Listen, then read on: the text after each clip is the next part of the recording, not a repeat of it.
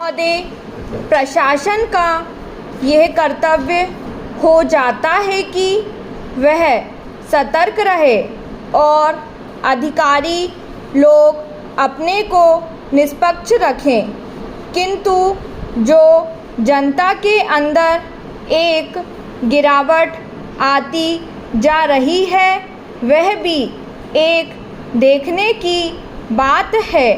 इसलिए मैं चाहता हूँ कि सरकार कोई ऐसा प्रयत्न करे जिससे कि भ्रष्टाचार को रोकने के लिए जो लोगों का नैतिक स्तर ऊंचा होना आवश्यक है उसको ऊंचा किया जा सके।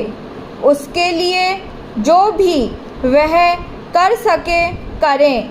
मुझे कहना तो बहुत कुछ था, लेकिन चूँकि मेरा समय समाप्त हो गया है, मैं अब और कुछ नहीं कहूँगा। Paragraph change. महोदय, इसलिए मैं माननीय रक्षा मंत्री महोदय का ध्यान इतिहास की उस चेतावनी की ओर दिलाना चाहता हूँ कि हिमालय की चोटी पर जिसका अधिकार रहा है उसका गंगा और यमुना के मैदान पर भी अधिकार रहा है। हम इस आशा में नहीं रह सकते कि हम दुश्मन को हिमालय की चोटी से उतरने दें और फिर मैदान से उसका मुकाबला करें। मुझे याद है कि कुछ वर्ष पहले प्रधानमंत्री जी ने बड़ी दृढ़ता के साथ यह कहा था कि हम हिमालय को दहेज के रूप में नहीं दे देना चाहते और ये नहीं कहना चाहते कि साहब आप टहलते हुए यहाँ आ जाइए। हम नहीं चाहते कि वहाँ पर कोई मुकाबला ही ना हो। मैं समझता हूँ कि अगर किसी भी सैनिक अधिकारी के दिमाग में अभी तक यह भावना है कि हम हिमालय की ऊंची चोटियों को छोड़कर नीचे मैदान में आकर युद्ध लड़ेंगे तो उनको भ्रम में नहीं रहना चाहिए।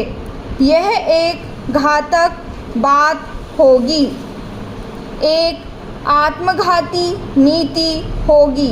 अगर एक बार चीन का हिमालय की चोटियों पर कब्जा हो गया तो चाहे वह बाद में नीचे हम पर हमला ना भी करें, किंतु वहाँ से हम उसको कभी नहीं हटा सकेंगे। इसलिए इस संबंध में स्पष्ट निर्णय किया जाना चाहिए। इसके बाद मैं मध्यवर्ती क्षेत्र के बारे में कुछ कहना चाहता हूँ।